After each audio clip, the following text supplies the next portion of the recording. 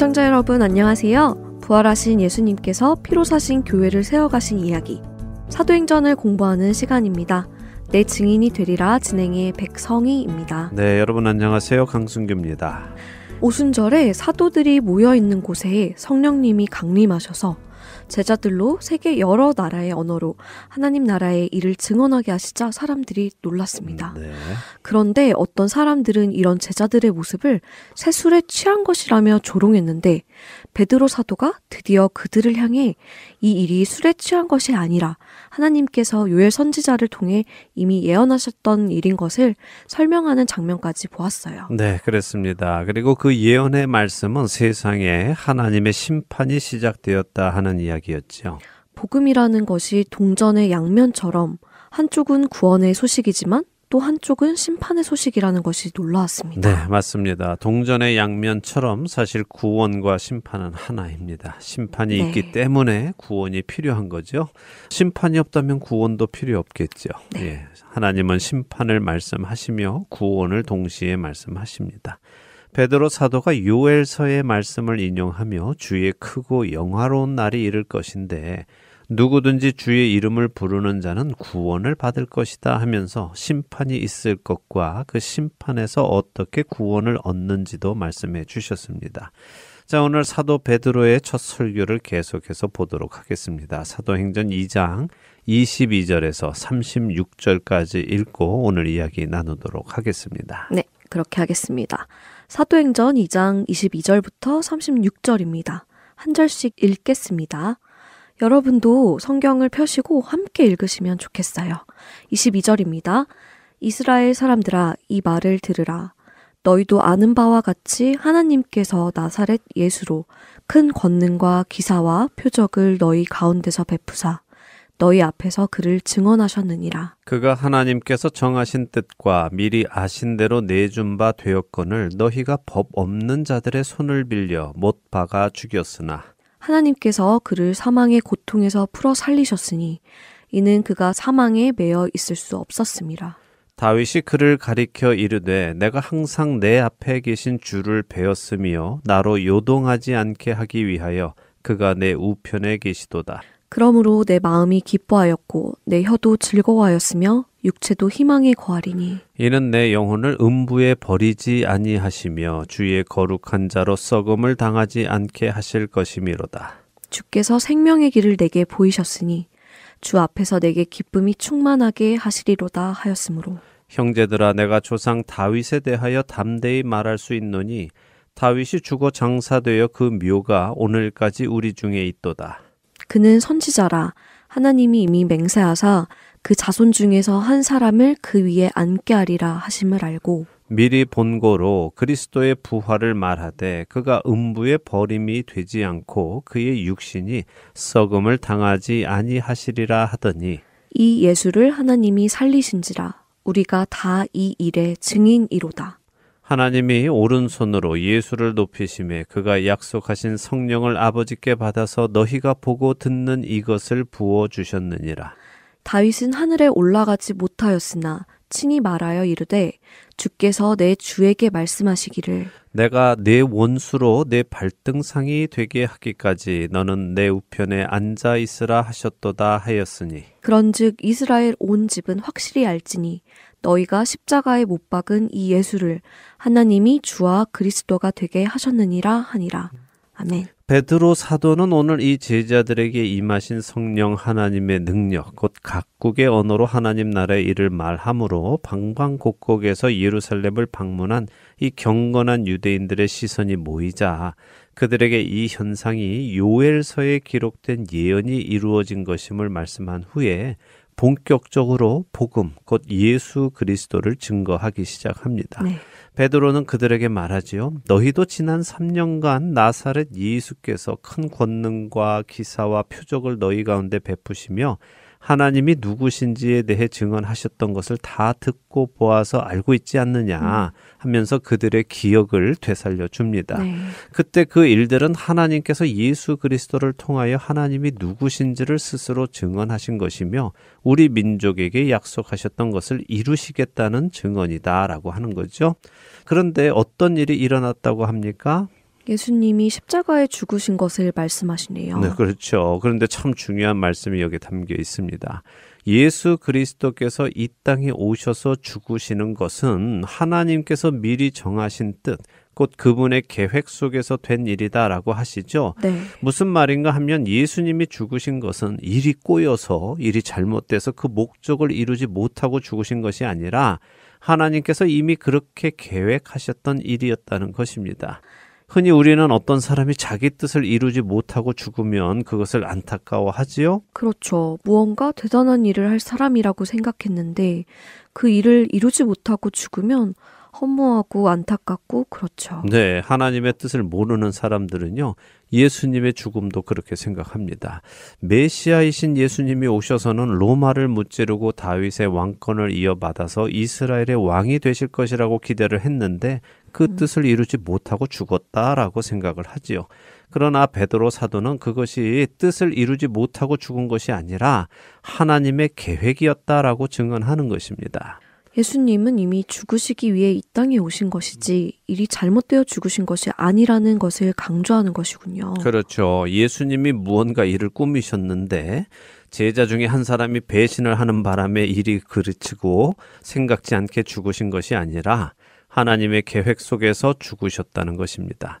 그런데 문제가 있습니다. 무엇이냐 하면요. 예수님이 죽으신 것은 하나님의 뜻이 맞기는 맞는데 그렇지만 너희가 지금 여기 모인 이스라엘 네. 사람들이죠. 네. 너희가 법 없는 자들의 손을 빌려 그를 못 박아 죽였다. 이것이 문제다 하는 것입니다. 그런데 법 없는 자들의 손이라면 로마를 말하는 것이 맞나요? 그렇습니다. 이방인인 로마를 말하는 것입니다. 네. 자, 이것이 중요한 것입니다. 누가의 복음 때도 제가 언급을 해드렸지만요. 어떤 사람들은 악역도 필요하다라고 주장을 합니다. 가롯 유다가 예수님을 배신했기 때문에 예수님이 십자가를 지신 것이니까 가롯 유다가 나쁜 것이 아니라 자기 할 일을 감당한 것이다라고 주장하기도 하죠. 어떻게 생각하세요? 가룟 유다가 예수님을 배신하지 않았다면 예수님은 십자가를 지시지 못하셨을 것이라고요. 네. 글쎄요, 생각해 본 적은 없는데 지금 생각해 보니까 그런 주장도 어찌 보면 설득력이 없지는 않지만 그래도 왠지 무언가 좀 이상한 주장인데요. 네. 그렇게 되면 악역도 자기 역할을 감당한 것이어서 죄인이라고 말하기가 어려울 것 같아요. 네, 맞습니다. 가롯 유다가 팔았기 때문에 네. 예수님이 십자가를 지신 것이 아니죠. 네. 하나님께서는 예수님을 십자가에 죽이심으로 인류를 구원하실 계획을 이미 세우셨습니다. 어떤 방법을 통해서라도 그 일은 반드시 이루어지도록 하나님은 하셨을 것입니다. 그렇지만 그 일에 관여되지 않는 것이 좋은 것이지 그 일에 관여되는 것은 그 일에 대한 책임이 분명하게 있는 것이죠. 그 일에 관여된 사람이 죄가 없는 것이 아닙니다. 마태복음 26장 24절에서 예수님은 인자는 자기에 대하여 기록된 대로 가거니와 인자를 파는 그 사람에게는 화가 있으리로다. 그 사람은 차라리 태어나지 아니하였더라면 제게 좋을 뻔하였느니라 라고 하시죠. 그 말씀이 그런 의미군요. 그렇습니다. 자, 베드로 사도는요, 모여있는 경건한 유대인들을 향해서 너희가 예수님을 법 없는 자들의 손을 빌어 죽였다라고 말합니다. 사실이지요. 당시의 유대인들이 빌라도의 법정 앞에서 예수님을 죽여달라고 외쳤지 않습니까? 맞아요. 예, 빌라도는 죄가 없으신 예수님을 죽일 수가 없어서 살인 강도범인 바라바를 풀어줄까 하고 사람들을 위협까지 했습니다. 근데 사람들은 죄가 없으신 예수님 대신에 자신들에게 피해를 주었던 살인 강도범 바라바를 풀어달라고 요구했죠. 그랬죠. 그들이 바라바를 풀어주고 예수님은 죽이라고 외쳤죠. 네, 그래서 그들에게 죄가 있고 책임이 있는 것입니다. 그런데 이렇게 죽으신 예수님, 그 예수님은 사망의 고통 속에 머물러 계실 수 없으셨습니다. 하나님께서 예수 그리스도를 사망의 고통에서 풀어 살리셨습니다. 왜 예수님은 사망에 매여 계실 수 없으셨을까요? 그 이유를 아십니까? 예수님께서 돌아가셨는데 왜 죽음에 매여 계실 수 없으셨나고요? 네. 글쎄요, 잘 모르겠습니다, 저는. 네, 사실 백성이 아나운서만 모르시는 사실은 아닙니다. 많은 성도분들이 이 사실을 잘 모르고 계세요. 그 이유는 우리는 처음부터 죽음이 있는 세상에 태어나 살아가기 때문에 그렇습니다. 그래서 이해가 잘 안 되는 것인데요. 간단히 설명을 드리지요. 인류 역사에서요, 스스로 죽기로 결정한 사람이 있다면 그것은 예수 그리스도 단 한 분뿐이십니다. 네? 그게 무슨 말씀이시죠? 스스로 죽기로 결정한 사람이 있다면 예수님 한 분이시라고요? 네. 안타까운 일이지만 자살한 사람들도 스스로 죽기로 결정한 사람들 아닌가요? 네, 그렇게 생각되시죠? 예, 네. 물론 자살은 스스로 자기 목숨을 끊는 것입니다만 그런 말씀을 드리는 것은 아닙니다. 자, 생각해 보세요. 자살한 사람이 스스로 죽기로 결정을 했다고 우리는 생각하지만요. 사실 자살한 사람이 스스로 죽기로 결정하지 않았다고 해보죠. 그 사람은 계속 살 수 있었을까요? 비록 얼마간은 살 수 있겠지만 그 사람이 죽지 않고 살 수 있을까요? 그건 아니죠. 스스로 죽지 않는다고 해도 언젠가 사람들은 죽으니까요. 맞습니다. 자, 네. 그럼 사람들은 왜 죽습니까? 죄의 삭시 사망이니까 죽는 것이죠. 네, 바로 그 말씀을 드리는 것입니다. 자, 모든 사람은 죽습니다. 언제 어떻게 죽을지 모르지만 모든 사람은 죽지요. 스스로 죽기로 결정한 것이 아니라 스스로 죽는 방법과 때를 결정한 것뿐이지 안 죽어도 되는데 죽기로 결정한 것은 아니라는 말씀입니다. 모두는 언젠가는 죽을 운명이라는 말씀이군요. 네. 그런데 예수님은 그렇지 않으시고요. 그렇죠. 자, 예수님은 왜 죽지 않으실 수 있지요? 말씀하신 대로 죽음, 사망은 죄의 삭시입니다. 죄의 결과지요. 그런데 예수님이 죄를 지셨습니까? 아니요.